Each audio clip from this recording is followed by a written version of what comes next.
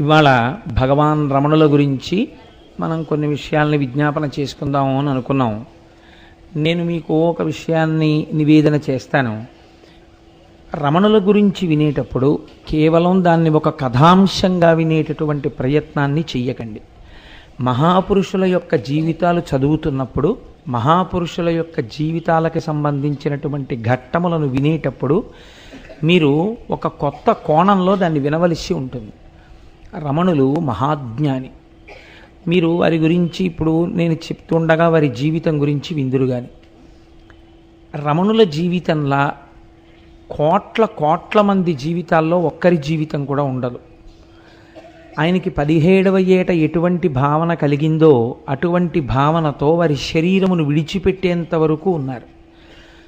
ఒక జ్ఞాని గురించి విని మీరు పరవశం పొందాలి. జ్ఞాని చేసినటువంటి బోధని మీరు పట్టించుకోవాలి తప్ప రమణ మహర్షి గురించి మీరు విని రమణ మహర్షి గురించి చదువుకుని మీరు రమణ మహర్షిలా ఉందామని అనుకుంటే బాగా జ్ఞాపకం పెట్టుకోండి, జీవితం పాడైపోతుంది. అలా చేయరాదు. నేను ఎందుకు ఈ మాట ముందు చెప్తున్నానంటే చాలామంది జీవితాలు ఇలాగే అయోమయం చేసుకుంటారు. మహాపురుషులను మీరు అనుకరించరాదు. మీరు మహాపురుషులు అయిపోయిన తర్వాత మీ నడువుడి ఒకలా ఉంటుంది, మీ ప్రయత్నం అక్కర్లేదు. మీ అంతటా మీరు మహాపురుషులు అయ్యేంత వరకు మీరు మహాపురుషులను అనుకరించరాదు. 2, అజ్ఞానులను కూడా అనుకరించరాదు. ఈ 2 ఎప్పుడూ జీవితంలో బాగా జ్ఞాపకం పెట్టుకోండి. మహాపురుషుడి యొక్క జీవితాన్ని ఎందుకు మీరు చదవాలి అంటే అది చదవడం చేత ఈశ్వరుడి యొక్క అనుగ్రహం కలుగుతుంది. ఒక జ్ఞాని యొక్క జీవితంలో ఉండే అవస్థలను భగవంతుడు చెప్పినటువంటి భగవద్గీతాది విషయములు ఎలా సమన్వయం జరుగుతాయో, ఎంత ఆశ్చర్యకరమైనటువంటి రీతిలో ఆ జీవితాలు ఉంటాయో అర్థం చేసుకోవడం కోసం మాత్రమే మీరు దాన్ని సమన్వయం చెయ్యాలి తప్ప రమణుల గురించి ఇవాళ విని రేపు మనం కూడా రమణుల్లో అయిపోదాము అనేటటువంటి ప్రయత్నాన్ని ఏ ఒక్క విషయమునందు చేయరాదు. అలా చేస్తే నేను మళ్ళీ హెచ్చరిక చేస్తున్నాను, జీవితాలు అయోమయావస్థకి గురి అవుతాయి. అటువంటి పని ఎప్పుడూ చేయరాదు. మరి దేన్ని స్వీకరించవలే అంటే కేవలముగా వారి ఉపదేశాన్ని మీరు స్వీకరించాలి. ఆ జీవితములో ప్రతిపాదింపబడినటువంటి సత్యాన్ని మీరు స్వీకరించాలి. వారి జీవితంలో ఆ దశలను గమనిస్తున్నప్పుడు ఒక జ్ఞాని ఎంత గొప్పగా ఉంటాడు అన్నదాన్ని మీరు గమనించాలి తప్ప మీరు ఇమిటేట్ చేసే ప్రయత్నం చేశారనుకోండి, చాలా లేనిపోని ఇబ్బందులు వస్తాయి. అది మాత్రం బాగా దృష్టిలో పెట్టుకోండి. ఎందుకంటే నేను ఈ మాట ఇంత బాగా నొక్కి చెప్పవలసిన అవసరం ఎందుకు ఏర్పడుతోందంటే సమాజంలో ఒక అయోమయ అవస్థ నెలకొని ఉంది. ఇప్పుడు గభాలన ఎవరో పెద్దల గురించి చదవడం, ఎక్స్టెంపోర్ అంటారు చూసారా ఇంగ్లీష్లో, చాలా ఆవేశపూరితంగా మనం కూడా అలా ఉండవచ్చు అనేటటువంటి ఒక నిర్ణయానికి వచ్చేయడం కొంచెం ఎక్కువగా కనపడుతుంది. ఆ పోకడ అలా ఉండకూడదు. మీరు దేన్నైనా అధ్యయనం చేసినప్పుడు, దేన్నైనా విన్నప్పుడు మీరు చాలా ప్రశాంత చిత్తులై ఇందులో మనం స్వీకరించవలసిన అంశమేమి అన్నది మీరు స్థాయిని బట్టి మీరు నిర్ణయించుకోవాలి. అంతేకాని మీ స్థాయిని మీరు గుర్తిరగకుండా ఉపాసకుడు లేనిపోని పరుగులు పెట్టరాదు. అలా పరుగులు పెడితే ఏమవుతుందంటే ఇబ్బందులు వస్తాయి. కాబట్టి మీరు దాన్ని బాగా దృష్టిలో పెట్టుకుని ఈ విషయాన్ని వినండి. 2, నేను ఒక్క విషయం చెప్తే మీకు బాగా అర్థం చేసుకుంటారు. నేను మీకు ఈ ప్రవచనాలు చేస్తున్నాను. నేను ఇన్ని ప్రవచనాలు చేస్తుండగా ఒకవేళ నా కూతురికి జ్వరం వచ్చిందనుకోండి, జ్వరం వచ్చి అది ఇంట్లో 100 జ్వరం 101 డిగ్రీలు జ్వరం వచ్చి పడుకుందనుకోండి, నేను ఇవాళ ఉపన్యాసం చెప్పడానికి ఎంత సంతోషంతో వచ్చానో నా కూతురు 101 డిగ్రీల జ్వరంతో పడుకుని ఉండగా నేను ఏమీ పట్టించుకోకుండా ఇది కేవలముగా పిల్లకి వస్తే వస్తుంది జ్వరం, దీని గురించి బాధ ఏమిటి అని నడిచి వచ్చేయవచ్చా? గృహస్థాశ్రమంలో అలా కుదరదు. నువ్వు గృహస్థుగా ఉన్నంతకాలం నువ్వు వారి గురించి పట్టించుకోవలసిన బాధ్యత కూడా నీకుంది. నీ బాధ్యతని నువ్వు నిర్వర్తిస్తూ తామరాకు మీద నీటి బొట్టులా ఉండాలి. అంతేకాని గృహస్థు వేరొక ఆశ్రమంలో ఉన్న వాళ్ళని మీరు అనుకరించరాదు. మీరు ఏ ఆశ్రమంలో ఉన్నారో ఆ ఆశ్రమానికి తగినట్టు మాత్రమే మీ జీవితం ఉండాలి. గృహస్థులా బతకాలి, బ్రహ్మచారి బ్రహ్మచారిలా బతకాలి. ఎవరి ఆశ్రమమో వారిదే. ఆ ఆశ్రమ నియమం తప్పి గృహస్థు బ్రహ్మచారిలా బతికినా, బ్రహ్మచారి గృహస్థులా బతికినా, లేదా బ్రహ్మచారి గృహస్థు కలిసి వేరొక ఆశ్రమంలా బతికినా అది చాలా అసహ్యకరంగా ఉంటుంది. అలా ఎప్పుడూ చేయరాదు. ఏ ఆశ్రమంలో ఉండవలసిన వాళ్ళు ఆ ఆశ్రమంలో ఉన్నట్టే కనపడాలి. లేనిపోని వైరాగ్య ప్రకటనలు, లేనిపోనటువంటివి తెచ్చి ఒంటి మీద వేసుకుని ప్రవర్తిస్తే అది మీ ఉపాసన యొక్క లూజ్ అంటారు చూసారా, లూజ్ ఇన్ ది సెన్స్ వేలాడుతున్నటువంటి స్థితిని చూపిస్తుంది కానీ పరిపక్వతను సూచించదు.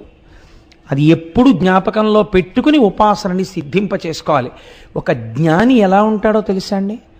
మీరు ఒక చెరుకు కర్రని తీసుకొచ్చి ఒక చివరి భాగాన్ని పంటి కింద పెట్టి నవిలేరనుకోండి, అది తీయగా ఉంటుంది. మీరు ఒక మరలోకి పెట్టి చెరుకు కర్రని నలిపేశారనుకోండి, అది తీయగా ఉంటుంది. మీరు ఒక కత్తి తీసుకొచ్చి చెరుకు కర్రని నరికేశారనుకోండి, నరికేసి దానికి అంటుకున్న తడిని ఇలా ముట్టుకుని నాలుక మీద రాసుకున్నారనుకోండి, తీయగా ఉంటుంది.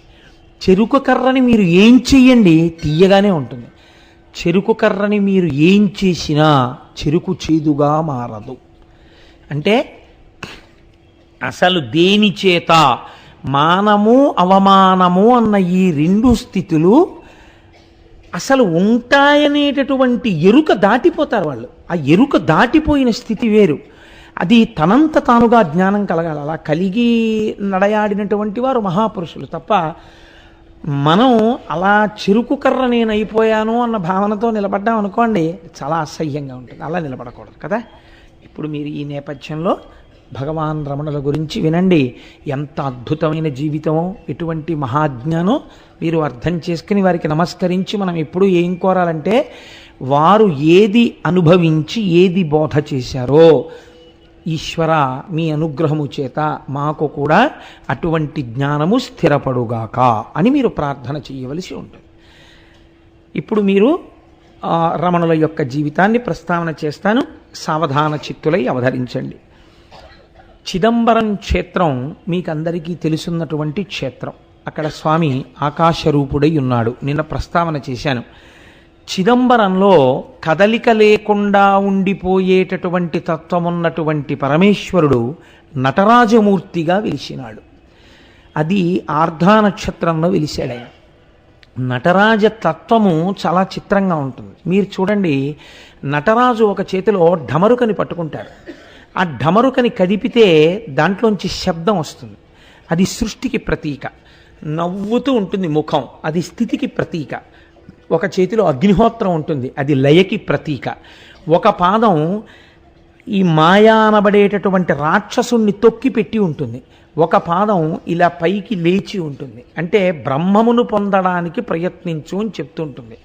సృష్టికర్త, స్థితికర్త, ప్రళయకర్త మూడు తానై మీరు పొందవలసినటువంటి బ్రహ్మమును సూచించేటటువంటి స్థితిని చెప్తారు. కాబట్టి నటరాజమూర్తి పరబ్రహ్మమై ఉన్నారు. అమ్మాయి పొగ చాలా ఎక్కువగా ఉంది, ఇది చాలా అభ్యంతరకరం, నాకు చాలా ఇబ్బందికరంగా ఉంటుంది. ఇంత పొగ ఎందుచేత వస్తుంది అది దయచేసి చెప్పండి. నాకు గొంతు చోకప్ అయిపోతుంది, నేను మాట్లాడలేనంత పొగ వస్తే నాకు అదొక పెద్ద ఇబ్బంది. అది ఎందుచేత వస్తుందో, చాలా పొగ వచ్చేస్తోంది, గొంతు చోకప్ అయిపోతుంది ఫాస్ట్గా. నాకు నాకున్న ఇబ్బంది. అంత థిక్ సెంటెడ్ స్మెల్ నేను చూడలేను, అది నాకు పడదు కంఠానికి. లోపల నాస్ట్రిల్స్ అన్నీ మండిపోతుంటాయి.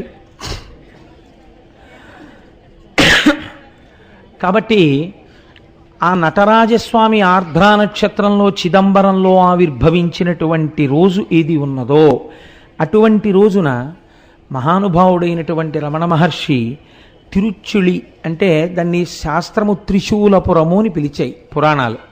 త్రిశూలపురము అని పిలవబడినటువంటి ఊరిలో వేయించేసి ఉన్నటువంటి మహానుభావుడు, ఆయన్ని భూమినాథేశ్వరుడు అని పిలుస్తారు. పరమశివుణ్ణి సహాయాంబ అని అమ్మవారికి పేరు. అంతే కదండి, నిజానికి ఆయనే ఈ సమస్త సృష్టికి కారకుడు. ఆయనకి సహాయాంబ అంటే అమ్మవారు మాయాస్వరూపిణి అయి సహకరిస్తుంది. కాబట్టి భూమినాథేశ్వరుడు, సహాయాంబ అనేటటువంటి పేర్లతో వెలిసినటువంటి ఆ తిరుచులి గ్రామంలో సుందరయ్యర్ అనబడేటటువంటి ఒక బ్రాహ్మణుడు, ఆయన పరాశర గోత్రీకుడు, పరమ భక్తి తత్పరత కలిగినటువంటి వాడు. ఆయన భార్య పేరు అళగమ్మ గారు. తమిళంలో అళగమ్మ అంటే సొంపైనది, సొంపు కలిగినది అని అర్థం. సొంపు అంటే అందమునకు మారు పేరు. ఆవిడ చాలా సొంపుగా ఉన్నారండి అంటే చాలా అందంగా ఉన్నారండి అని అర్థం. సుందరము అన్న మాట కూడా అందమనే పేరు. సుందరయ్యర్ అంటే అందం, అళగమ్మ అంటే అందం. ఈ రెండు అందాలు కలిస్తే ఒక కొత్త అందం వచ్చింది. ఆ అందం శుభం. శివుడికి మారు పేరు శుభం, శోభనం, సుందరం. ఈశ్వరుడికి కూడా ఆ మీనాక్షి అమ్మవారి యొక్క భర్తగా ఉన్నటువంటి పరమేశ్వరుడికి సుందరేశ్వరుడు అని పేరు. ఆయన సుందరుడే. కాబట్టి సుందర్ అయ్యర్కి, అళగమ్మ గారికి జన్మించినటువంటి సంతానమే 3వ సంతానము భగవాన్ రమణ మహర్షి. వారు జన్మించినప్పుడు యథార్థానికి పురుడు పోసినటువంటి ఆవిడ బాధపడిందిట. ఎందుకు బాధపడింది అంటే, ఆడపిల్ల పుడుతుందనుకున్నాను, వరసైనటువంటి వాడు ఒకడు మేనబావ అయ్యేవాడు ఉన్నాడు, ఆడపిల్ల పుట్టలేదు, మగపిల్లాడు పుట్టాడు. మొట్టమొదట పుట్టినటువంటి ఆడపిల్లేమో శరీరాన్ని వదిలిపెట్టేసింది, ఆడపిల్ల కాలేదే అని బాధపడిందిట. ఆవిడికి కళ్ళు లేవు, అంధురాలు ఆవిడ. పురిట్లో సాయం చేశారు బంధువు. ఆ పక్కన పురుడు పోస్తున్నటువంటి పూటకోళ్ళ, ఆ పురుడు పోసేటటువంటి మంత్రసాని అందిట. పుట్టిన పిల్లాడు ఎంత అందంగా ఉన్నాడో తెలుసా? బంగారు రంగులో మిరిసిపోతున్నాడు. నొక్కు నొక్కుల జుత్తు, పట్టు కూర్పులా ఎంత జుత్తుందో తెలుసా? ఈ పిల్లాన్ని కానీ నువ్వు చూడగలిగి ఉండి ఉంటే ఆడపిల్ల పుట్టలేదన్న మాట అని ఉండేదానివి కావు, అంత అందగాడు పుట్టాడు అందుట. ఆవిడ ఆ వృద్ధురాలు, సరే అంత అందగాడు పుట్టాడు, మగ పిల్లవాడు పుట్టాడు అని ఆ సమయంలో సంతోషించింది. ఈ పిల్లవాడే, ఈ 3వ కాన్పులో జన్మించినటువంటి పిల్లవాడే రమణ మహర్షి. ఆ తర్వాత ఒక కుమారుడు కలిగాడు. ఆయన పేరు నాగసుందరుడు. ఆఖరణ పుట్టినటువంటి అమ్మాయి పేరు అలమేలు. వారికి కులదైవం వెంకటేశ్వరుడు. కాబట్టి పుట్టినటువంటి పిల్లవాడికి ఏ పేరు పెట్టాలి అని ఆలోచన చేశారు. ఆలోచన చేసి వెంకటేశ్వరుడు అన్న పేరు వచ్చేటట్టుగా వెంకటరమణన్ అని పేరు పెట్టారు. అలా వెంకటరమణన్ అని పేరు పెట్టడానికి ఒక కారణం ఉంది. వీళ్ళ ఇంట్లో ఒకానొకప్పుడు ఒక సాధువు వచ్చి వీధిలో నిలబడి భవతి భిక్షాందేహి అన్నాడు. అంటే ఎప్పుడో వాళ్ళ పూర్వం జరిగినటువంటి కథ ఇది. వాళ్ళు అన్నారు, ఏమయ్యా నీకు భిక్ష కావలసి వచ్చిందా, భిక్ష వెయ్యం పొమ్మన్నారు. అంటే ఆయన అన్నాడు గుమ్మం ముందు నిలబడి, నేను భిక్షకి వచ్చి మీ ఇంటి ముందు నిలబడిన పరివ్రాజకుడను ఇంత చులకన చేసి మాట్లాడారు కనుక ప్రతి తరంలో ఒకడు మీ ఇంట్లో సన్యసిస్తాడు అని వెళ్ళిపోయారు. అప్పటి నుంచి వాళ్ళ ఇంట్లో ప్రతి తరంలో ఒకరు సన్యాసి అయి వెళ్ళిపోవడం అనేటటువంటిది అలవాటుగా ఉంది. ఈ సుందరయ్యర్ అన్నగారు ఒక ఆయన ఉండేవారు. ఆయన కూడా మహాభక్తుడు. 18 సంవత్సరాలు మాత్రమే వారు మామూలుగా సాంసారికమైనటువంటి జీవనమునందుండి సుఖములను అనుభవించారు. 18వ సంవత్సరం రాగానే వెంకటేశ్వర అయ్యర్ వారి పేరు. వారు సన్యసించి చిదంబరం వెళ్ళి కూర్చున్నారు. ఆయన ఏం చేసేవారోటో తెలుసా అండి? చిదంబరం కొండకి ఎవరైనా ప్రదక్షిణం చేసి రాగానే వారి చెప్పులు అడుగు పుచ్చుకొని ఆ చెప్పులు తుడుస్తూ ఉండేవారు. ఆయన చిదంబరం కొండకి ప్రదక్షిణం చేశారు అని. రమణ మహర్షి యొక్క తండ్రి గారైన సుందరేశ్వర అయ్యర్ తన అన్నగారు జ్ఞాపకానికి వచ్చి ఆయన పేరు కూడా కలుపుకున్నట్టుంటుంది అని చెప్పి వెంకటరమణన్ అనబడేటటువంటి పేరు రమణ మహర్షికి ఉంచారు. వారు భవిష్యత్తులో వారే భగవాన్ శ్రీ రమణ మహర్షి అని పిలువబడ్డారు. ఈయన చిన్నతనంలో ఏకసంతాగ్రాహి. ఈ పిల్లవాడు కొంచెం పెరిగి పెద్దవాడు అవుతున్నాడు. 8వ ఏట ఉపనయనం చేశారు తండ్రి గారు. ఇంగ్లీష్ చదువు నేర్పించాలనేటటువంటి ఉద్దేశ్యంతో తమ్ముడు ఉన్నాడు సుందరేశ్వర అయ్యర్ గారికి. ఆయన పేరు సుబ్బ అయ్యర్ అంటారు.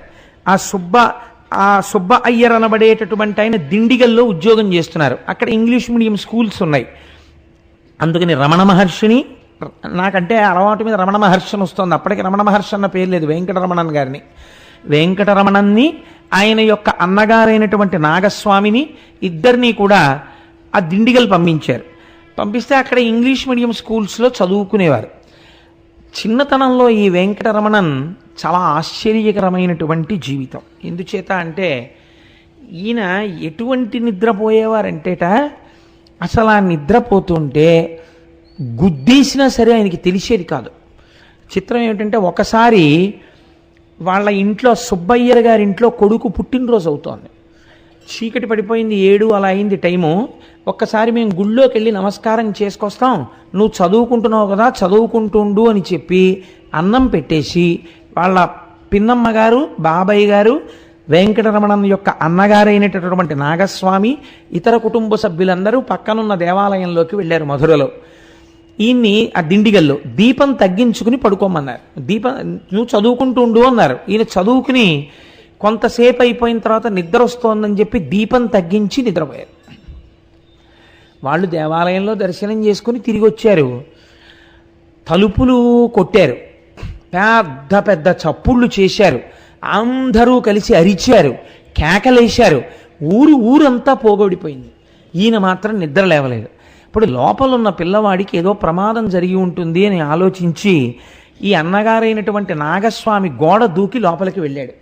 గోడ దూకి లోపలికి వెళ్ళి తలుపులు తాళం తీశారు. బయట నుంచి తాళం తీసేటటువంటి స్థితిలో ఉన్న తాళం కప్పది.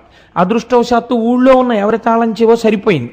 తాళం తీసి అందరూ లోపలికి వెళ్ళారు. చిత్రం ఏమిటంటే, నిద్రపోతున్న వెంకటరమణన్ని ఇంతమంది కలిసి గుద్దేశారు, ఇంతమంది కలిసి పొడిచారు, మీదెక్కి తొక్కారు. ఆయన లేవలేదు. ఆయన తర్వాత ఎప్పుడో లేచారు. లేచి ఏమిటి మీరు ఇంతమంది ఉన్నారు ఇంట్లో అని అడిగారు. అడిగితే, ఇంతమంది ఉండడం ఏమిట్రా, ప్రారంధం ఇదేం నిద్ర రా, అసలు ఇంత ముద్దు నిద్ర ఏమిట్రా నీకని అడిగారు. ఆయన చిన్నతనంలో ఆటలాడుకునేటటువంటి రోజుల్లో మంచి క్రీడా ప్రావీణ్యం ఉన్నవారు. అందరూ ఆయన చేతిలో ఓడిపోయేవారట. ఈ ఓడిపోయిన వారు ఆయన మీద కక్ష ఎలా తీర్చుకోవాలి అని ఆయన నిద్రపోతున్నప్పుడు లేపి 2 భుజాల కింద చేతులేసి నడిపించి తీసుకుపోయి ఆ వైఘానది ఒడ్డున పడుకోబెట్టి కావలసినంత కుమ్మేసేవారు ఈయన నిద్దట్లో. ఎందుకంటే ఆయన లేచి ఉంటే కొట్టడం కష్టం. అందుకని నిద్రపోతున్నప్పుడు ఆయన్ని కుమ్మేసి వెళ్ళిపోయేవారు. ఆయన హాయిగా అలాగే పడుకుని లేచి వచ్చేసేవారు. అసలు అది చాలా అసాధారణమైనటువంటి నిద్ర. అటువంటి నిద్ర అలవాటు కలిగినటువంటి వ్యక్తి వెంకటరమణన్. ఈయన అప్పుడప్పుడు తర్వాత బాబాయ్ గారికి మధుర వెళ్ళినప్పుడు, మధుర ట్రాన్స్ఫర్ అయింది, ఆ మధురలో చదువుకుంటుండేవారు. చదువుకునే రోజుల్లో ఈయన అప్పుడప్పుడు మాత్రమే వెళ్ళారు మీనాక్షి అమ్మవారి దేవాలయానికి. వెళ్ళారో దర్శనం చేసుకుని వచ్చేస్తుండేవారు. ఆయనకి మధుర వెళ్ళినటువంటి రోజులలో ఉన్న అలవాటు ఏమిటంటే, రాత్రి 10 అవగానే ఇంట్లో అందరూ నిద్రపోతుండగా ఓ తలగడా పెట్టి దాని మీద దుప్పటి వేసేసి అందరూ నిద్రపోయారన్న తర్వాత గోడ దూకి బయటికి వెళ్ళిపోయి, ఈయన వెళ్ళిపోతూ ఇంకో పిల్లాడున్న ఇంటి గోడ మీద ఓ రాయి పెట్టేవారు. ఆ పిల్లవాడు కూడా ఇలాగే తలగడా పెట్టి గోడ దూకేసి, ఇంటి గోడ మీద రాయి ఉందంటే వెంకటరమణన్న ఆడడానికి నది ఒడ్డుకి వెళ్ళాడనమాట. ఈ రాయి చూడగానే పిల్లలందరూ గోడలు దూకి అక్కడికి చేరేవారు. తెల్లవారుజామున 3 గంటల వరకు ఆడేవారు నది ఒడ్డున. 3 గంటలకు వచ్చి గోడలు దూకి మళ్ళీ లోపలికి వెళ్ళి తలగడాలు తీసేసి పడుకుని నిద్రపోయేవారు. నేను ఈ వీటిని ఎందుకు మీకు చెప్తున్నానో తెలుసా అండి? భగవాన్ రమణులు అనగానే మనం ఏమనుకుంటాం? అయ్య బాబోయ్ ఎలా ఉంటుందో ప్రారంభం అనుకుంటాం. మీరు సామాన్యమైనటువంటి వ్యక్తి యొక్క జీవనము ఎలా ఉంటుందో అంతకన్నా కూడా చాలా దుడుగు స్వభావముతో కూడినటువంటి జీవితమే ప్రారంభం. రమణ మహర్షికి ఆయనతో కలిసి ఆడుకున్న వాళ్ళల్లో రంగాచారి గారిని ఒక ఆయన ఉండేవారు. ఆయన ఒకానొకప్పుడు భగవాన్ రమణులు మహాజ్ఞానం అయిపోయిన తర్వాత వెళ్ళి సాష్టాంగ నమస్కారం చేసి అడిగారు, నువ్వు వెళ్ళిపోతూ ఎందుకు చెప్పలేదు ఆ రోజున అని అడిగారు. నాకు తెలుసా వెళ్ళిపోతున్నట్టు అని అడిగారు ఆయన. కాబట్టి ఇటువంటి స్థితిలో ఆయన ఆటలు పాటలు ఇవి సాగుతూ ఉండేవి. చాలా చిత్రమైన విషయం ఏం జరిగిందంటే, భగవంతుడి యొక్క అనుగ్రహం కాలంలో ఎక్కడో వస్తుంది. ఇప్పటి వరకు వారు చదువుకున్నది ఏమైనా ఉందా? ఓ ప్రస్థానత్రయమో, గురువు దగ్గరికి వెళ్ళి భాష్యాలు చెప్పుకోవడమో, లేకపోతే పౌరాణిక సాహిత్యం చదవడమో ఏమైనా ఉందా అంటే ఆయనకేం తెలియదు, ఆయన ఏం చదవలేదు, ఆయనే చెప్పారు. ఒకానొక రోజున మాత్రం ఒక చిత్రమైనటువంటి విషయం జరిగింది. ఈయన మధురలో గుడివైపుకు వెడుతుండగా అటువైపు నుంచి ఒక బంధువు వస్తున్నారు. పెద్దవారు కదా అని, అయ్యా బాగున్నారా, ఎక్కడి నుంచి వస్తున్నారు అని అడిగారు. నేను అరుణాచలం నుంచి వస్తున్నాను అని ఆయన అన్నారు. అరుణాచలం నుంచి వస్తున్నాను అన్న మాట వినపడగానే ఈయన ఆగిపోయి, అరుణాచలమా, దీనితో నాకేదో సంబంధం ఉంది అని అనిపించింది ఆయనకి. అరుణాచలం ఎక్కడుంది అని అడిగారు. అరుణాచలం తెలియదా, తిరువన్నామలై అంటారు కదా అని ఆయన వెళ్ళిపోయారు. అప్పటి నుంచి వెంకటరమణన్ యందు చిన్న మార్పు రావడం ప్రారంభమైంది. ఈశ్వరుడి పట్ల భక్తి పెరగడం ప్రారంభమైంది. ఇంతలో వాళ్ళ తండ్రి గారు శరీరం వదిలిపెట్టేశారు. వాళ్ళ నాన్నగారు శరీరం వదిలిపెట్టేటప్పటికీ వెంకటరమణన్ యొక్క అన్నగారైనటువంటి నాగస్వామి గారికి 14 ఏళ్ళు, వెంకటరమణన్కి 12 ఏళ్ళు, నాగసుందరం అనబడేటటువంటి తమ్ముడికి 6 ఏళ్ళు, అలమేలు అనబడేటటువంటి ఆడపిల్ల అసలు పారాడుతున్నటువంటి పసిపిల్ల. ఈ నలుగురు ఉండిపోయారు. తండ్రి గారు వెళ్ళిపోయారు. ఆయన కొలువులో 2 రూపాయలకు ఉద్యోగం చేసేవారట నెలకి. కానీ ఆయన మాటకారితనం, మంచితనం, నేర్పరితనంతో ఏమీ చదువుకోకుండా ఆ రోజుల్లో ఇచ్చేవారట. నైపుణ్యాన్ని బట్టి లాయర్ పట్టా పుచ్చుకుని ఆయన కోర్టుల్లో కేసులు వాదించి మహాైశ్వర్యవంతుడై చాలా డబ్బు సంపాదించి తిరుచెలిలో ఈశాన్యం వైపు ఒక స్థలం కొని ఊరికి శ్మశానంగా బహూకరించారు. బహూకరించిన తరువాత బహుశः ఆయనే మొట్టమొదటి శవం అక్కడ. ఎంత చిత్రమో చూడండి. వారు శరీరాన్ని వదిలిపెట్టారు. వదిలిపెడితే పాపం తమ్ముళ్ళు అన్నలు ఆ రోజుల్లో చాలా మంచివాళ్ళు ఉండేవారులా ఉంది. ఈ సుబ్బయ్యర్ గారేమో 2 పిల్లల్ని తనతో చదివించడానికి తీసుకెళ్ళిపోయారు. 2వ తమ్ముడు ఈయన యొక్క భార్యని, ఆ ఆడపిల్లని, వాళ్ళిద్దరి సంక్షేమాన్ని ఆయన చూస్తున్నారు. ఈ అరుణాచలము అన్న మాట వినపడగానే ఈయనలో చిన్న మార్పు ప్రారంభమైంది. ఒక రోజున బాబయ్య గారు సుబ్బయ్యర్ చదువుకోవడం కోసమని పెరియ పురాణం అడిగి తెచ్చుకున్నారు ఎవరినో. పెరియ పురాణం అంటే శివభక్తుల యొక్క చరిత్రలో 63 మంది నాయనార్ల చరిత్ర ఉంటుంది. ఆ పెరియ పురాణాన్ని సుబ్బయ్యర్ తెచ్చుకుంటే ఇంట్లో పుస్తకం ఉంది కదా అని వెంకటరమణం చదవడం మొదలెట్టారు. ఒక్కొక్క భక్తుడి కథ చదువుతూ ఉంటే ఆయన కన్నుల వెంట ఆనంద ప్రవాహములు కారడం మొదలెట్టాయి. ఒక మార్పు వచ్చేసి ఆయన మధురలో ఉన్నటువంటి మీనాక్షి అమ్మవారి గుడికి వెళ్ళి కొన్ని గంటల పాటు నాయనార్ల విగ్రహం ముందు, అమ్మవారి గుడి ముందు ధ్యానంలో కూర్చుని ఉండిపోయేవారు. మెల్లమెల్లగా ఇంటికి వచ్చేస్తూ ఉండేవారు. పిల్లాళ్ళలో ఏదో మార్పు వస్తోంది అని గమనించారు. రోజు పిన్నికి కూరలు తరిగి పెడుతుండేవారు, నీళ్లు తోడి పెడుతుండేవారు, బోల్డ్ అంత పని చేస్తుండేవారు. ఒకానొక రోజున ఒక ఆశ్చర్యకరమైన సంఘటన జరిగింది. ఈలోగా వెంకటరమణన్ పెద్దవారు అవుతున్నారు. ఆయన అన్నగారైనటువంటి నాగస్వామి గారికి వివాహమైంది. వాళ్ళ అత్తవారి ఇల్లు కూడా మధురయే. అందుకని అన్నగారు వదిన గారి దగ్గరికి ఈయన వెళ్ళారు వెంకటరమణన్. వెడితే ఒకానొక రోజున అందరూ బయటికి వెళ్ళారు, వెంకటరమణన్ ఒక్కరు ఇంట్లో ఉన్నారు. అప్పుడు 17వ సంవత్సరం ఆయనకి. ఇదే ఆయన జీవితాన్ని మార్చేసింది ఈ సంఘటన. కొన్ని సంవత్సరముల పాటు గురు శుశ్రూష చేసి కూడా స్థిరీకరింపబడినటువంటి జ్ఞానం ఎన్ని జన్మల తపస్సు యొక్క ఫలితమో, ఎన్ని జన్మలలో చేసినటువంటి ఆరాధనా ఫలితమో అకస్మాత్తుగా ఈశ్వరుని చేత కృప చేయబడింది. ఆయన మేడ మీద గదిలో ఉన్నారు వెంకటరమణన్. కూర్చున్నారు. మామూలుగా కూర్చునుండగా ఆయనకి ఇంకా ఊపిరి మంద్రం అయిపోయినట్టు, గుండెలు నీరసపడిపోయి కొట్టుకోవడం ఆగిపోతున్నట్టు, శరీరం అంతా శోషించిపోయి ఒంటికి చెమటలు పట్టేస్తున్నట్టు, ఇంకా కొద్ది క్షణాల్లో తాను మృత్యువుని పొందబోతున్నట్టు అనిపించింది. ఉత్తర క్షణంలో ఆయనకు వచ్చిన రెండో ఆలోచన ఏమిటంటే, సరే ఇప్పుడు నేను కిందకెళ్ళి ఎవరినో పిలిచినా ఈ శరీరమునకు మృత్యువే వస్తే ఆగదు, కాబట్టి ఎవరినో పిలవడం కన్నా అసలు మృత్యు అనగానేమీ తెలుసుకుంటాను అనుకుని శరీరం మృత్యువుని పొందడానికి వీలుగా నేల మీద పడుకున్నారు. పడుకుని శరీరంలో మృత్యు వస్తున్నప్పుడు ఏం జరుగుతోంది అన్నదాన్ని సాక్షిగా చూస్తున్నారు. అంటే నేను మృత్యుపాలైపోతున్నానని మనం శరీరాన్ని చూసి బెంగెట్టుకుంటాం. ఆయన మృత్యుపాలవుతున్నటువంటి శరీరాన్ని నేను అన్న అహంస్ఫురణతో సాక్షిగా చూడడం మొదలెట్టారు. మొట్టమొదట జరిగింది ఏమిటంటే, పాదాల దగ్గర నుంచి కాళ్ళన్నీ బిగిసిపోవడం మొదలెట్టాయి. బిగిసిపోయి పెదవులు బాగా ఇలా నొక్కుకుపోయి కన్నులు అలా మూతలు పడిపోయి శ్వాస ఆగిపోయి ఒళ్ళంతా బిగదీసుకుంటున్నట్టుగా అయిపోయి శరీరం అంతా పనిచేయడం మానేసి ఒక కొయ్యి అయిపోయి పడిపోయింది. నేను మిమ్మల్ని చూస్తున్నట్టు మీరు నన్ను చూస్తున్నట్టు మృత్యువుని చూస్తాననుకున్నటువంటి రమణ మహర్షికి సాక్షిగా తానుండగా పడిపోయినటువంటి శరీరాన్ని వారు దర్శనం చేశారు. ఓహో, ఇప్పుడు మృత్యువు శరీరమునకున్నది, ఇది పడిపోయింది, ఇది కొయ్యబారిపోయింది. ఇప్పుడు 10 మంది ఇంట్లోకి వస్తారు, వెంకటరమణన్ మరణించాడు అంటారు అని ఈ శరీరాన్ని శ్మశానానికి తీసుకెడతారు. దీన్ని కాల్చేస్తారు, బూడిద చేస్తారు. కానీ ఏది సాక్షిగా చూస్తోందో అది కాలదు, అది తడవదు, అది ముక్కలు చేయబడదు, అది ఆత్మ, అది సాక్షి. దీనికి మృత్యువు లేదు. కాబట్టి యథార్థ స్వరూపము నేను ఆత్మ, ఇది నా చేత ధరింపబడిన దేహము, కాబట్టి ఇది నేను కాదు. ఆయనకి స్పష్టంగా అర్థమైంది. నేను మీకు చెప్పగలిగానో లేదో కానీ ఉత్తర క్షణం ఆ శరీరంలో కదలిక వచ్చింది. ఆయన మళ్ళీ లేచి కూర్చున్నారు. కానీ శరీరం నుంచి విడిపోయినప్పుడు ఏ సుఖాన్ని పొందారో, సాక్షిగా ఉన్నప్పుడు ఏ ఆనందాన్ని పొందారో ఆ ఆనందం కోసమని వెంపర్లాట మొదలైంది.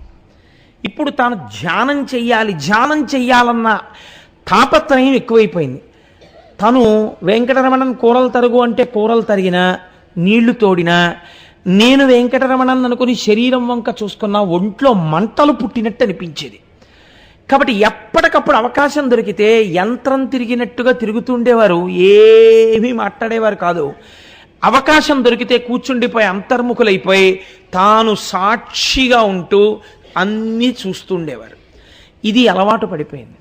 ఇది అలవాటు పడిపోతే ఒకరోజు మెల్లిమెల్లిగా ఈయన మీద దాడి ప్రారంభమైంది.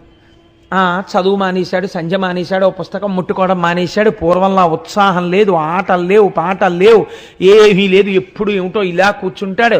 ఎలా ఉండవలసిన వాళ్ళు అలా ఉండాలి, అంటే పిల్లాడంటే చదువుకోవాలి, అంతేగాని ఈ అంతర్ముఖుడైపోయినట్టుగా కూర్చోవడం ఏమిటి అని ఇంట్లో వాళ్ళందరూ దూషిస్తూ ఉండేవారు. ఇలాంటి వాళ్ళకి ఇళ్ళెందుకు, వాకిళ్ళెందుకు, ఎక్కడికో పోయి ముక్కు మూసుకుని తపస్సు చేసుకోవాలి, అరణ్యాలకు పోవాలి అంటుండేవారు. ఆయన అన్నీ సహిస్తూ ఉండేవారు, ధ్యానం చేస్తుండేవారు. ఒక రోజున అన్నగారు మేడ మీద తిరుగుతున్నారు.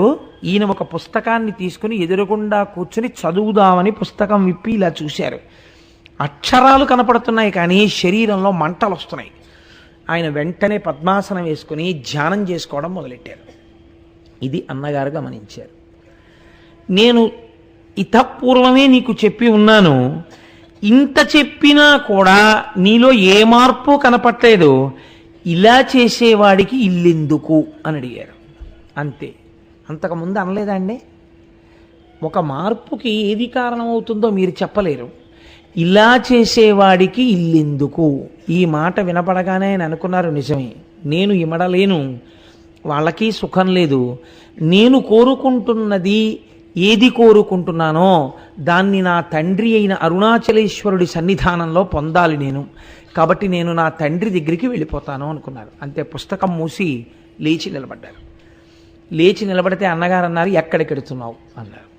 ఇప్పుడు 12 అయింది, మాకు ఇవాళ విద్యుత్ శక్తి మీద ఒక స్పెషల్ క్లాస్ ఉంది స్కూల్లో, దానికి వెడుతున్నాను అన్నారు. అంటే అబద్ధమే చెప్పారు ఆయన చెప్పారు, ఆయనే స్వయంగా చెప్పుకున్నారు. అంటే అన్నగారు అన్నారు, కింద పెట్టెలో 5 రూపాయలు ఉన్నాయి, నువ్వు ఆ 5 రూపాయలు తీసుకుని మీ పిన్ని, మీ వదిన అన్నం పెడుతుంది, తినేసి నా కాలేజీ ఫీజు నీ స్కూల్కి దగ్గర కాబట్టి ఆ 5 రూపాయలు ఫీజు కట్టేయి అన్నారు. ఓహో, ఈశ్వరుడు నేను తిరువన్నామలై చేరడానికి కావలసిన డబ్బుని కూడా ఏర్పాటు చేశాడు అనుకున్నారు. అనుకుని కిందకి దిగారు, వదిన గారు అన్నం పెట్టారు, కడుపు నిండా అన్నం తినేశారు. అదే రమణులు ఇంట చేసిన ఆఖరి భోజనం. ఇంట్లో వాళ్ళకి తెలియదు అదే ఆఖరి భోజనం అని. పెట్టె దగ్గరికి వెళ్ళారు, 5 రూపాయలు తీసుకున్నారు, ఒక కాగితం తీసి ఉత్తరం రాశారు. ఇది మీరు జాగ్రత్తగా గమనించండి, ఎంత మార్పు వచ్చిందో. 17వ ఏట, ఇది ఇంకా శరీరం పడిపోయే వరకు ఇంతే. ఇది తన తండ్రిని వెతుకుకొనుటకు బయలుదేరుచున్నది. దీనిని గూర్చి మీరు ధన వ్యయము చేయవద్దు, వెతకవద్దు, నీ కాలేజీ రుసుము చెల్లింపబడలేదు, రూపాయలు మాత్రము తీసుకొనబడినవి, 2 విడిచివేయబడినవి, ఇట్లు సంతకం లేదు. అంటే నామరూపాలు ఏమిటి? ఇంకా నామం లేదు, రూపం లేదు, ఆత్మ సర్వగతం, దానికి పేరే ఉంది, అందుకని ఆయన పేరు రాయలేదు. ఇది బయలుదేరినది. ఇది అంటే శరీరం వెడుతోంది, శరీరం అరుణాచలం చేరుతోంది. కాబట్టి శరీరం నేను కాదు, నేను సాక్షిని. అందుకని నేనన్న మాట ఆయన లేఖలో వాడలేదు. ఆయన బయలుదేరారు. స్టేషన్కి వెళ్ళేసరికి తిరువన్నామలై వైపు వెళ్ళవలసినటువంటి ట్రైన్ ఆశ్చర్యకరంగా ఆ రోజున ఆలస్యంగా వచ్చింది. ఇది ఈశ్వరాజ్ఞ అనుకున్నారు. ఆయనకి తెలియదు అప్పుడు కాట్పాడి తిరువన్నామలై లైన్ ఓపెన్ అయిందని. తెలియక అక్కడి నుంచి తిండివనం వెళ్ళడం కోసమని టికెట్ కొనుక్కున్నారు. టికెట్ కొనుక్కుని ట్రైన్ ఎక్కి కూర్చుని ధ్యానం చేస్తూ కూర్చున్నారు. ఈశ్వరుడు అడుగడుగున ఆయన్ని వెళ్ళవలసిన మార్గం చూపించేశాడు. ఒక మౌల్వి ఆ పెట్టెలో ఎదురుగుండా కూర్చుని అందరికీ భగవత్కథలు చెప్తున్నాడు. ఆయన అన్నాడు, చిన్న స్వామి ఇందాకడి నుంచి చూస్తున్నాను ధ్యానంలో ఉన్నారు, మీరు ఎక్కడికి బయలుదేరినట్టు అన్నాడు. తిరువన్నామలై అన్నారు. మరి ఈ ట్రైన్ ఎక్కి ఎక్కడికి ఎడతారు అన్నారు. తిండివనం దిగుతాను అన్నారు. తిండివనం దిగి వెళ్ళవలసిన అవసరం లేదు, విల్లిపురం దిగిపోతే విల్లిపురం నుంచి కాట్పాడికి ఇప్పుడు కొత్త ట్రైన్ లైన్ ఓపెన్ అయింది, అందులో మీరు తిరువన్నామలైకి వెళ్ళవచ్చు. కాబట్టి తిండివనం దిగిపోండి, నేను కూడా తిరువన్నామలై ముందు స్టేషన్కి వెడతాను అన్నారు. 2 బేరికాయలు కొనుక్కున్నారట ఆయన. ఒక అర్ధనాయో ఎంతో పెట్టి అందులో ఒక కాయ సగం తిన్నారు, ఆకలి తీరిపోయినట్టు అనిపించింది. ఒక వ్యాఖ్యానంలో అయితే రాశారు, 3 పూటలా అన్నం తిని చిరుతిళ్ళు తినే వ్యక్తికి ఆ ధ్యానంలోకి వెళ్ళిపోయిన తర్వాత కేవలముగా ఒక బేరికాయలో సగం తింటే ఆకలి తీరిపోయి ఆయన విల్లిపురంలో దిగిపోయారు. మరునాడు తెల్లవారుజామున తప్ప ట్రైన్ లేదు. ధ్యానమగ్నుడై కూర్చున్నారు. తెల్లవారింది, రైలు వచ్చింది. ఆ రైలు ఎక్కారు. రైల్లో పూర్తిగా టికెట్ కొనుక్కోవడానికి కావలసినంత డబ్బు లేదు, 3 రూపాయలే కదా ఆయన తెచ్చుకున్నారు. అందుకని మాంబలం పట్టు అనబడేటటువంటి స్టేషన్లో దిగిపోయి అక్కడి నుంచి తిరువన్నామలైకి నడిచి వెళ్ళిపోదామని చెప్పి కొన్ని కిలోమీటర్ల దూరం నడిచారు.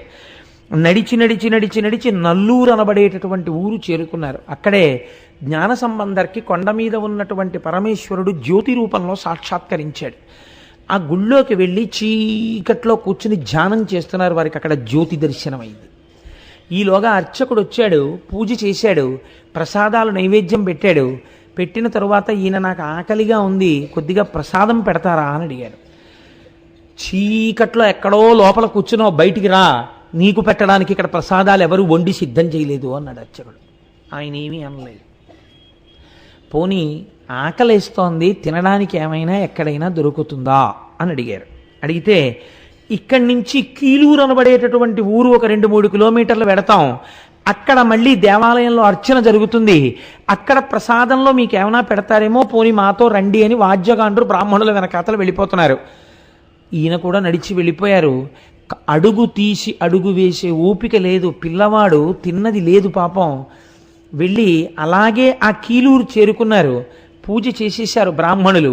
పూజ చేసేసి, అమ్మా మీరు ఎక్కడికి ఆ ప్రయాణం, అంతమంది కూర్చుంటే ఎక్కడికంటే జనం మీద అడుగులు వేసేసుకుంటూ ఎక్కడో కూర్చోవాలి, కానీ ఎప్పుడో వచ్చి ఎంతమందికి డిస్టర్బెన్స్ అది.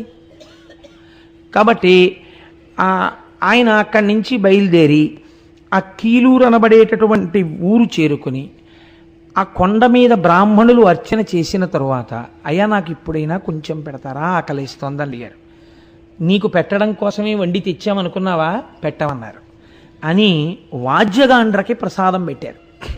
పెడితే దేవాలయంలో వాయిద్యం వాయించేటటువంటి వాద్యగాండ్రు పిల్లవాడిని చూసి, అయ్యో పాపం ఎంత నీరసపడి ఉన్నాడో అని, ఎందుకు వచ్చిన జన్మండి, బ్రాహ్మణుడిగా పుట్టామంటే సరిపోతుందా, ఏ విదయ లేకుండా, ఏ సంధ్యావందనం లేకుండా, లోకమునందు మర్యాద చూడకుండా బతికిన బ్రాహ్మణ్యం ఏమిటి? వాద్యగాండ్రు పెట్టారు. వాళ్ళకు వచ్చిన ప్రసాదంలో భాగాన్ని ఆయనకి పెట్టారు. పెడితే వాళ్ళు ఎంత మర్యాదతో మాట్లాడారంటే, బాబు మేము పెట్టాను తింటావు, కానీ నీళ్లు దొరకాలంటే అదిగో ఆ పక్కనే బ్రాహ్మణ వీధి ఉంది, అక్కడికి వెళ్ళి నీళ్లు అడిగి తాగునాయన అన్నారు.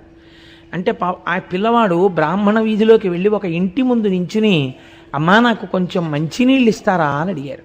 వాళ్ళు మంచినీళ్లు తెచ్చే లోపల వారు ధ్యానమగ్నులే అయిపోయారో, స్పృహే తప్పిపోయిందో, పడిపోయారు నేల మీద. పడిపోయిన తర్వాత వారికి మర్నాడు ఉదయం తెలివొచ్చింది. తెలివొచ్చేటప్పటికి ఎంత ఆకలితో ఉన్నారంటే, రామకృష్ణ పరమహంసకు పుట్టేది ధ్యానంలో ఈ ఆకలి. అన్నపు రాశిని చూపించేవారు తీసుకెళ్ళి, అప్పుడు తీరేది ఆకలి. అప్పుడు ఆయన కింద పడిపోయి పెంట కుప్ప మీద పడిపోయి ఉన్నటువంటి అన్నాన్ని ఏరుకుని మట్టిలో ఉన్నదాన్ని ఊదుకుని తిని మంచినీళ్ళు తాగారు. తిని మంచినీళ్ళు తాగి అక్కడే ఉన్నటువంటి ముద్దుకృష్ణ అయ్యర్ అనబడేటటువంటి ఒకరి ఇంటికి వెళ్ళి, ఆ రోజు గోకులాష్టమి, ఆయన ఒక భాగవతోత్తముడు, వారి ఇంటికి వెళ్ళి, అయ్యా నాకు కొద్దిగా అన్నం ఉంటే పెడతారా అని అడిగారు. అడిగితే ఆయన చెల్లెలు నదీ స్నానానికని వెళ్ళారు. అప్పటికి ఈయన నూతి దగ్గర స్నానం చేస్తున్నారు.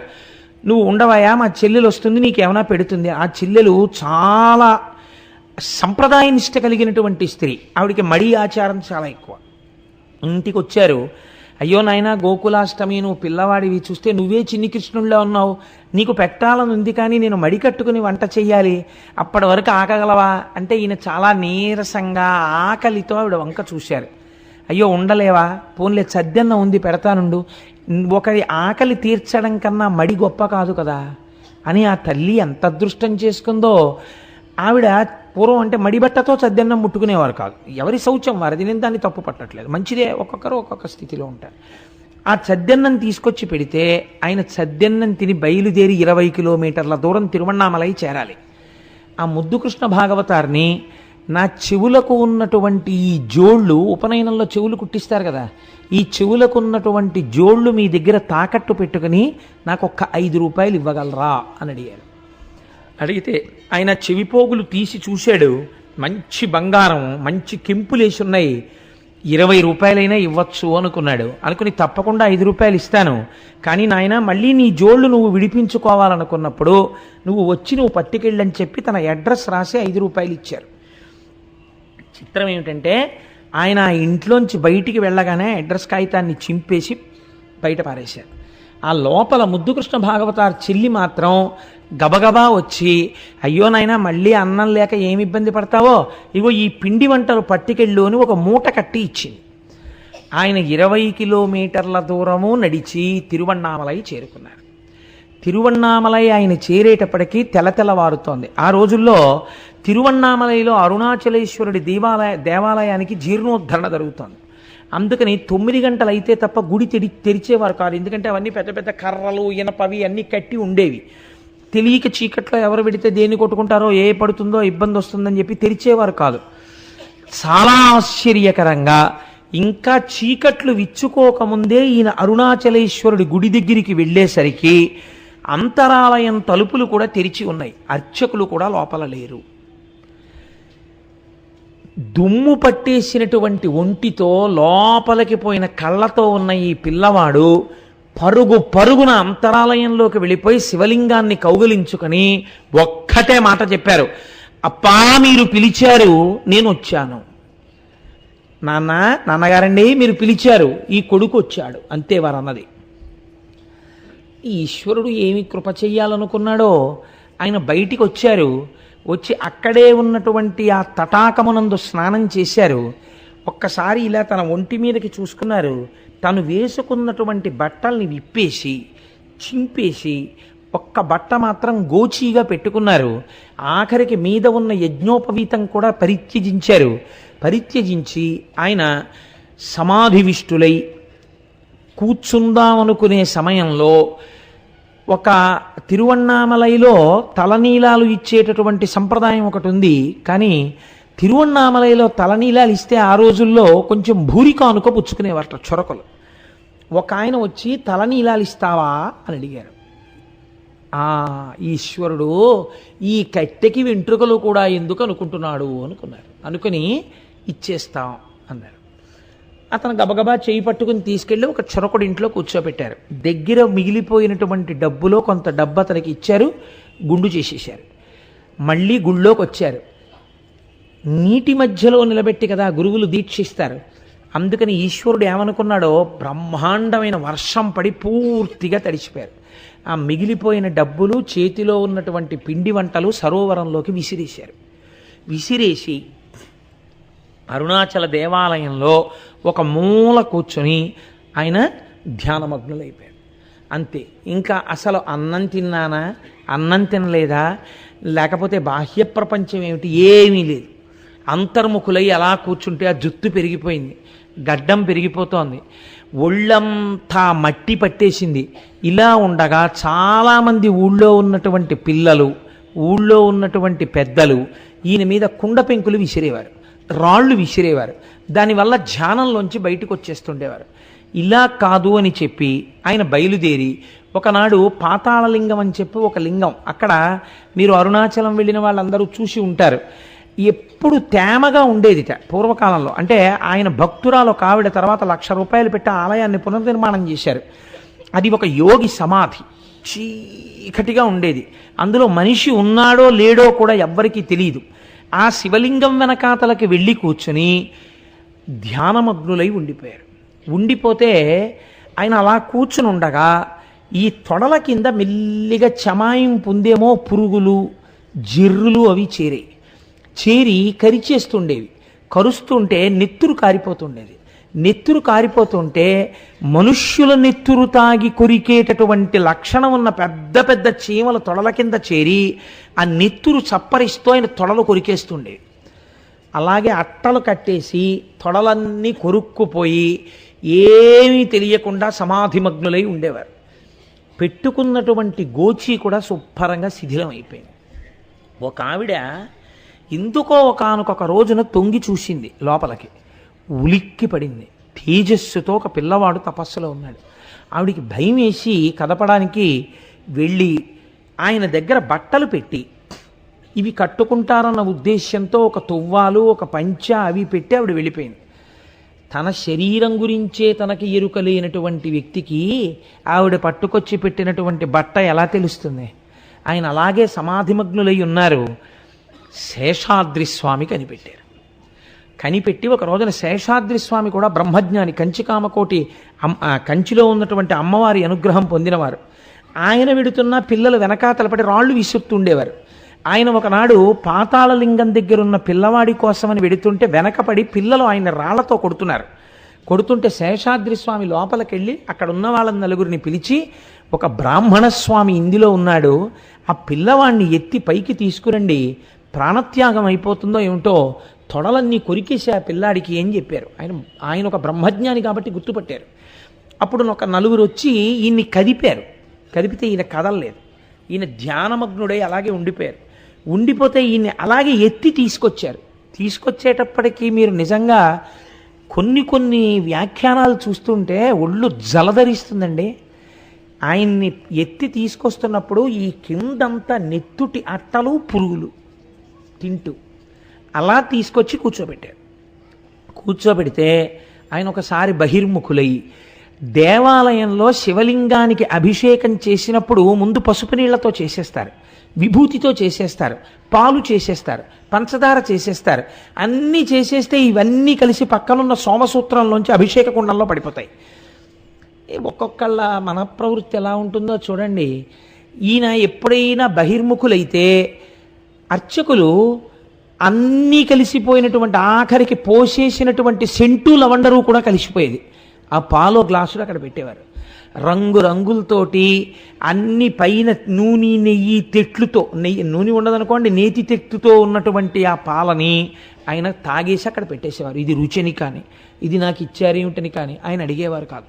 ఒకసారి ఒక ప్రధాన అర్చకుడు చూసి చాలా బాధపడి, ఏమయ్యా అంత చిన్న వయస్సులో అటువంటి తపశ్శక్తిని పొందాడు, ఆయనకి అదే ఇచ్చేది, ఉత్సవమూర్తులకు మీరు కేవలము క్షీరాభిషేకం చేసినప్పుడు పాలొక్కటి పడతారు కదా, అవి పట్టుకెళ్ళి అక్కడ పెడుతూ ఉండండి, తాగితే అవి తాగుతారు, లేకపోతే లేదంటే అప్పటి నుంచి పాలు పెట్టేవారు.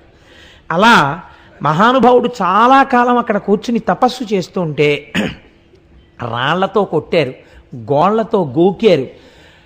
ఇంకా ఆశ్చర్యం ఏమిటో తెలుసా అండి, ఉమ్మి కూడా ఉమ్మారు ఆయన మీద. ఆయన తరువాతి కాలంలో ఇక్కడ కూర్చోవద్దు మీరు ఒక్కనాడు ఆయన ఎదురు తిరిగి ఏమిటి అఘాయిత్యం అని ఎవరిని అనలేదు. వాహన మంటపంలోకి దూరి వెళ్ళి అక్కడ కూర్చుని తపస్సు చేస్తుంటే ఆలయ అధికారులు విమర్శించారు రమణ మహర్షిని, తెలుసా అండి. ఎవ్వరికీ కనపడకుండా మంచి పొడుగైన మనిషి భగవాన్, వాహనాల మధ్యలోంచి దూరి ఎవ్వరికీ కనపడకుండా ఓ గోడమూల కూర్చుని, రాత్రి లేదు పగల్లేదు, చీకటి, ఎవ్వరు వచ్చేవారు కాదు, అక్కడ కూర్చుని తపస్సు చేసేవారు. అక్కడున్నారని తెలుసుకుని అక్కడ కూడా ఆయన అలజడి చేశారు. చేస్తే అసలు చీకటి పడితే ఎవరు వెళ్ళేవారు కాదు. ఆలయం దక్షిణం వెనక అసలు ఇప్ప చెట్టు ఉండేది, అక్కడ కూర్చుని తపస్సు చేశారు కొన్నాళ్ళు. ఇలా ధ్యానమగ్నులై ఉండిపోతుంటే మహానుభావుణ్ణి ఉద్దండి నాయనార్ అని చెప్పి ఒక ఆయన ఉన్నారు. ఆయన మహాభక్తుడు, పక్క ఊళ్ళో ఉండేవారు. ఆ ఉద్దండి నాయనార్ ఒకసారి చూశారు. ఒక బ్రహ్మజ్ఞానికి సేవ చేసుకోవాలి అని ఆయన కోరిక. ఆయన తిరువణ్ణామలై వచ్చి పిల్లవాడిని చూసి, అబ్బబ్బబ్బా ఎంతటి బ్రహ్మజ్ఞాని రా, ఈయనతో మాట్లాడదామని 2 నెలలు కూర్చున్నారు. ఆయన ఎప్పుడూ కళ్ళు విప్పలేదు, మాట్లాడలేదు. ఎప్పుడో కొన్ని రోజులకోసారి కళ్ళు విప్పి అక్కడ పాలుంటే తాగి మళ్ళీ ఇలా కూర్చున్నారు. ఎప్పుడు వెనకాతల ఏదైనా పలకరిస్తూ వెళ్ళినా మౌనమే శరణ్యం, ఏమీ మాట్లాడేవారు కాదు. మళ్ళీ వచ్చి కూర్చుని మళ్ళీ ధ్యానం చేసుకునేవారు. ఈ ఉద్దండి నాయనారికి బాధ ఆగక వెళ్ళి ఇంత అన్నం తెచ్చి పెట్టేవారు బహిర్ముఖులైనప్పుడు. ఈయన కొంచెం బహిర్ముఖులు అవగానే ఆయన పరిగెత్తుకెళ్ళి అన్నం పట్టుకొచ్చేవారు. మీకు చిత్రం తెలుసా అండి? ఆయన అన్నం తేవడానికి వెళ్ళే లోపల రమణ మహర్షి అంతర్ముఖులైపోతూ మళ్ళీ ధ్యానంలో కూర్చుంటే, ఒక రోజున ఉద్దండి నాయనార్ తిరిగి వచ్చేసరికి ఒక ధూర్తుడు ఆలయంలో ప్రదక్షిణం చేసి స్వామి దర్శనం చేసుకుని వెళ్ళిపోతూ, రాయల్లే కూర్చున్నాడు తపస్సని వంక పెట్టని ఆయన వెనక చేరి ఆయన మెడమించి వీపు వరకు మూత్ర విసర్జన చేసి వెళ్ళాడు. దూరం నుంచి ఉద్దండి నాయనార్ చూశారు, భగవానులు వెనక్కి చూశారు, ఆయన మూత్ర విసర్జన చేస్తున్నాడు. ఆయన ఏమీ అనలేదు, అలాగే కూర్చున్నారు. ఇక్కడి నుంచి పోసినటువంటి మూత్రంతో వీపు అన్నీ తడిసిపోయాయి. ఏమిటి ఆయన చేసిన నేరం? నేను అందుకే అడుగుతున్నాను, బ్రహ్మజ్ఞాని కెనాట్ బి ఇమిటేటెడ్. తుల్య నిందాస్తుతిర్మౌని సంతుష్టో ఎనకే నచిత్ అనికేత స్థిరమతి భక్తిమాన్ మే ప్రియో నరః. మహానుభావులు, మహాజ్ఞానులు, అటువంటి వాళ్ళు ఈ గడ్డ మీద పుట్టపట్టి ఈ దేశానికి ఇంత పేరొచ్చింది. అటువంటి గడ్డ మీద మనం తిరుగాడుతున్నాం. అటువంటి వారి ఫోటో ఒకటి ఇంట్లో లేకపోతే, అటువంటి వారి గురించి పుస్తకం ఇంట్లో లేకపోతే, అటువంటి వారి గురించి బిడ్డలకి చెప్పుకోవడం మీకు చేత కాకపోతే, ఒక్కసారి తిరువణ్ణామలై వెళ్ళకపోతే, ఏ సోఫాలో మహానుభావుడు పడుకున్నాడో అది మీరు చూపించకపోతే పిల్లలకి, మీరు తండ్రిగా విఫలమైపోయినట్టే జీవితంలో కదండి. ఎంత పవిత్రమూర్తి అండి మహానుభావుడు. ఆయనకి ఆ ఉద్దండి నాయనారికి కళ్ళ నీళ్ళు ఆగలేదు. ఆయన మీద మూత్రం పోశారని బెంగ పెట్టుకుని వాళ్ళని వీళ్ళని బతిమాలి ఆఖరికి తీసుకెళ్తే తంబిరాన్ అనబడేటటువంటి ఒక మహాత్ముడు ముందుకొచ్చి, ఇక్కడ వద్దు, చాలా ఇబ్బందిగా ఉంది, ఇన్ని గురుమూర్తం తీసుకెళ్లి గురుమూర్తంలో కూర్చోపెడతామని చెప్పి ఆలయానికి దగ్గరలో ఉన్న గురుమూర్తంలో కూర్చోబెట్టారు. చిత్రం చూడండి, ఆ గురుమూర్తం నిండా ఇంతంత చీమలట. భగవానులు అక్కడ కూర్చునుంటే చెవులు ఇవి అన్నీ పట్టేసి శుభ్రంగా కొరుక్కు తినేస్తుంటే ఆయన ఎంత తపస్సు చేశారంటే, ఆ గురుమూర్తంలో ఆయన అప్పుడప్పుడు ఇలా వీపు గోడకి ఆంచేవారట. ఆయన యొక్క రూపానికి సంబంధించినటువంటి వీపు ముద్ర ఆ గోడ మీద పడింది. అంటే 1 మిల్లీమీటర్ కదలకుండా కూర్చున్న పోస్చర్ అలాగే ఉండేదంతే. ఇలా అంతే, వీపు ఎప్పుడు అలాగే ఆనాలి. ఇలా కానీ అనలేదు అన్ని చీమలు. ఈ తంబిరానుకున్న అలవాటు ఏమిటంటే, ఒక్కొక్కడిది ఒక్కొక్క వెర్రి. నేను చెప్పాను కదా, సరిగ్గా అర్థం చేసుకునే వాళ్ళు లోకంలో తక్కువ మంది ఉంటారు. ఈయన రోజు షోడశోపచార పూజ చేసేవారు. ఆయనకి ఇన్ని చీమలు కుట్టేస్తున్నాయని కాదు, షోడశోపచార పూజ చేసే నైవేద్యం ఈయనకి. చూసి రోజు ఈయన షోడశోపచార పూజకు వచ్చే వేళటికి రమణ మహర్షి అలా పక్కకి వెళ్ళిపోవడం మొదలెట్టారు మౌనంతో. ఇలా చాలా కాలం గడిచిన తరువాత, అబ్బో ఎన్ని కష్టాలు పడ్డారో. కష్టమని నేను అనలేను, ఎందుకంటే జ్ఞానికి కష్టం ఉన్నదా అంటే, జ్ఞాని శరీరమునకు కష్టం ఉన్నది, కానీ జ్ఞానికి లేదు. సాక్షి, శరీరానికి సాక్షి అంతే. నేను ఇప్పుడు ఆ మొత్తం ఘట్టాలన్నీ ఇప్పుడు నేను మీకు చెప్తూ వెళ్ళాను అనుకోండి, వారం రోజులైనా అది సరిపోదు. కాబట్టి నేను వారిని కొండ మీదకి తీసుకెళ్లే ప్రయత్నం చేస్తాను. నేను వారిని తీసుకెళ్ళడం ఏమిటి, అది దర్శనం చేసి సంతోషించే స్థితిని పొందుతాను. వారు క్రమంగా ఆ పైన ఉన్నటువంటి విరూపాక్ష గుహ, చూత గుహ, వీటిల్లో ఆ అరుణాచలం కొండలలో ప్రారంభం చేశారు. అప్పుడే ఒక అదృష్టం జరిగింది. గణపతి దేవాలయంలో తిరువన్నామలైలో ఒక మహానుభావుడు ప్రతిరోజు కూడా పళనిస్వామి అనబడేటటువంటి వ్యక్తి గణపతి సేవ చేస్తుండేవాడు. ఒక రోజు నా ఊళ్ళో ఉన్న ఓ పెద్ద ఆయన అన్నాడు, ఊరే గణపతి సేవ చేస్తే నీకేం వచ్చిందిరా, మహానుభావుడు రా, సద్గురువు, ఆయన సేవ చేసుకోరా, వెళ్ళి ఆయనకి ఏమైనా కావాలంటే కిందకెళ్ళి కాస్త అన్నం తెచ్చి పెట్టడం ఇలాంటి పనులు చేసి పెట్టరా అంటే వెళ్ళి ఆ పళనిస్వామి సేవించాడండి. నిజంగా ఒక్కొక్కసారి హద్దు మీరినట్టు కనపడుతుంది రమణుల యొక్క జీవితాన్ని మీరు పరిశీలన చేసినప్పుడు. కానీ నిజంగా మరి అంత ఆశ్రయించి ఉన్నవాడి ఆనందం దుఃఖం వేరుగా ఉంటాయి. ఎంత సేవించాడో ఆ పళనిస్వామి. ఆ పైన ఉన్నటువంటి విరూపాక్ష గుహలో ఉండేవారు. ఆ విరూపాక్ష గుహలో ఉంటే ఆయన సంతోషంగా ఉన్నారని మీరు అనుకుంటున్నారా? సంతోషం ఇన్ ది సెన్స్ ఆయన ఇప్పుడు సంతోషమే, రాశీభూతమైన ఆనందమే. అక్కడ జటాస్వామి అని ఒక ఆయన ఉండేవాడు. ఆయనకి ఏమిటంటే భగవాన్ రమణులు విరూపాక్ష గుహకు వచ్చిన దగ్గర నుంచి ఈయన నిజమైన జ్ఞాని అని చెప్పి అందరూ ఆయన దర్శనం చేయడానికి వెడుతున్నారని ఆయన కోపం.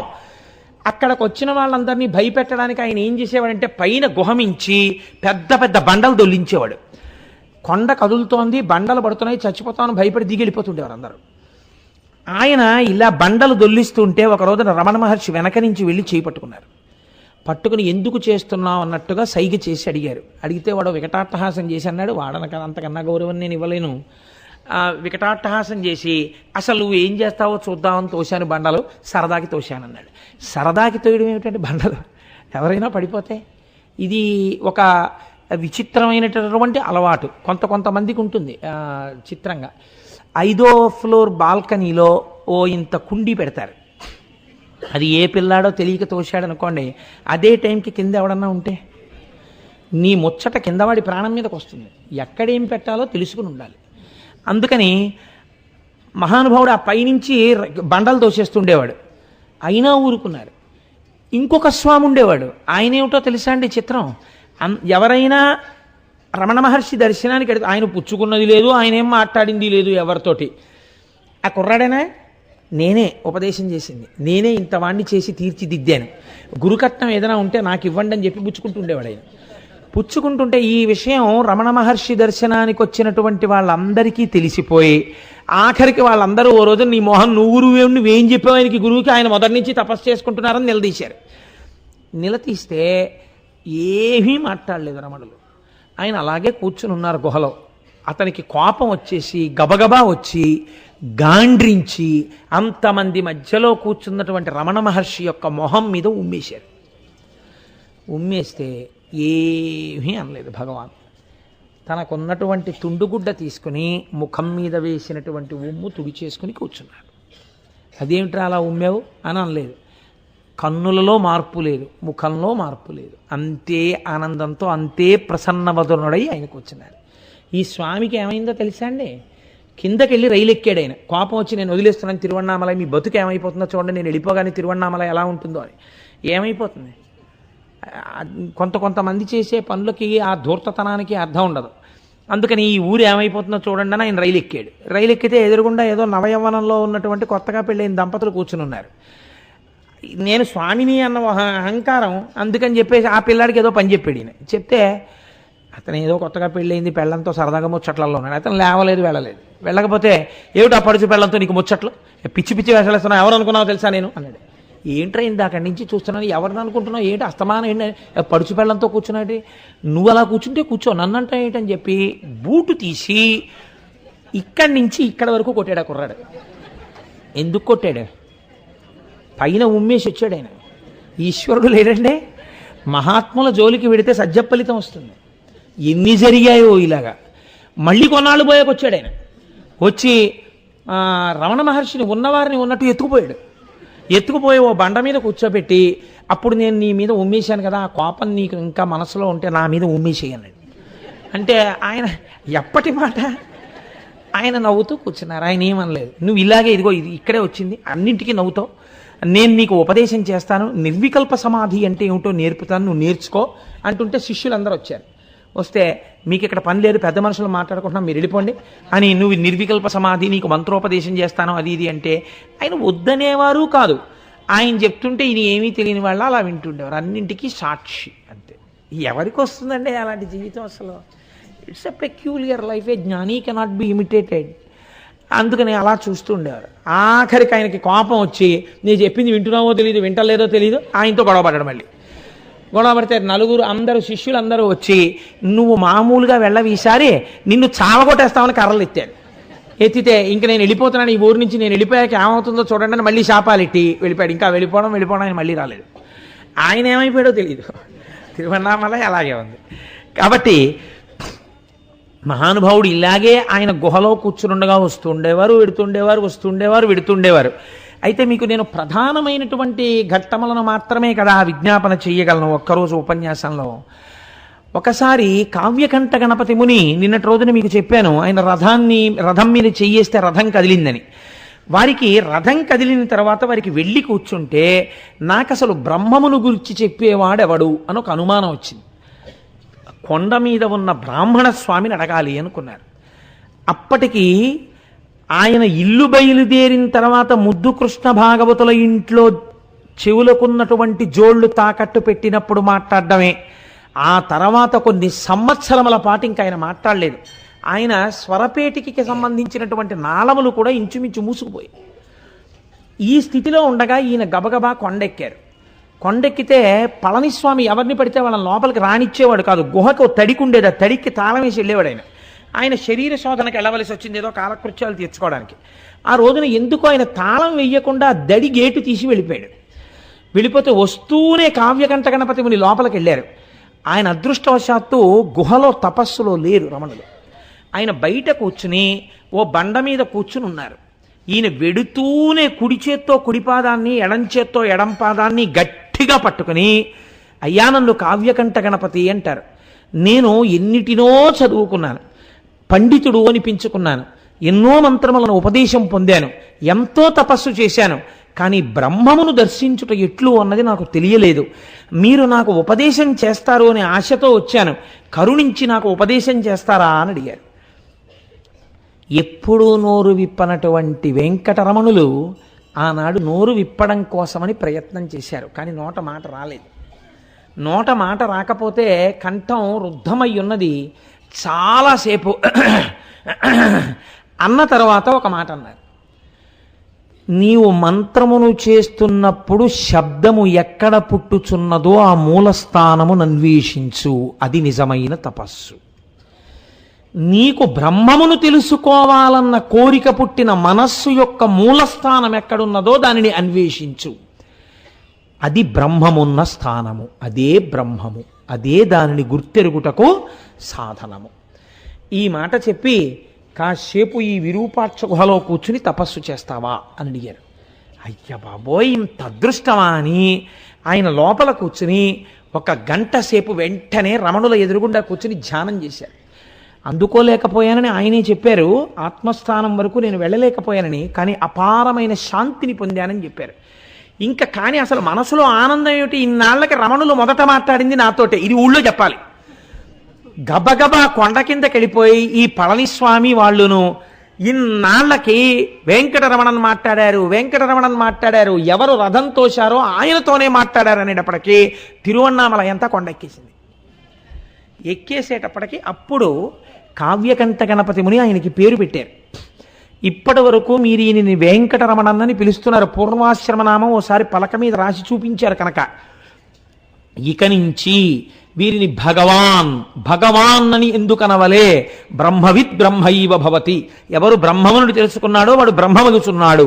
కాబట్టి భగవాన్ రమణ మన అందరికీ కూడా ఆనందదాయకమైన స్థితిని ప్రసాదించగలిగిన వారు మహర్షి, భగవాన్ రమణ మహర్షి అని పిలవండి అని ఆయన పేరు పెట్టారు కావ్యకంఠ గణపతి ముని. ఆ పేరే ఈనాటికి లోకంలో భగవాన్ శ్రీ రమణ మహర్షి అని వాడుకలో ఉంది. అప్పుడే రమణ మహర్షి కూడా కావ్యకంఠ గణపతి మునిని నాయనా అని పిలిచారు. నాయనా అని దాక్షిణాత్యులు పిలుస్తూ ఉంటారు. ఆ పిలవడంలో ఒక విచిత్రం ఉంది. గణపతిని దక్షిణ దేశంలో నాయన అని పిలుస్తారు, కానీ శరీరముతో ఉన్న వాళ్ళని మాత్రం వాళ్ళు నాయన అని పిలవరట. కానీ ఒక్క గణపతి అనుగ్రహం చేత పుట్టినటువంటి వారు ఖచ్చితంగా గణపతి స్వరూపులే అని నాయనా అని పిలిచారు. అప్పటి నుంచి కావ్యకంఠ గణపతి ముని పేరు నాయనగా లోకంలో విస్మృతి చెందింది. ఉపదేశసారము మొదలైనటువంటివి తమిళ భాషలో రచించిన తర్వాత కావ్యకంఠ గణపతి ముని యొక్క సంస్కృత ప్రౌఢిమ తెలుసున్నవారు కనుక రమణులు వారికి పంపించేవారు. చూతగుహలో ఉంటే పంపించి, అయ్యా మీరు దీన్ని సంస్కృత భాషలో వ్రాయండి అంటే పండితులకు చూపించి, ఇంతటి శ్లోకం మనం ఎప్పుడైనా రాశామా అని ఉపదేశసారాన్నంతటినీ సంస్కృతంలోకి తర్జుమా చేశారు కావ్యకంఠ గణపతి ముని. కనుక వాళ్ళిద్దరిది అదొక విచిత్రమైన జీవితం అండి. ఒక్కొక్కసారి మహాత్ముల జీవితాలు చాలా విచిత్ర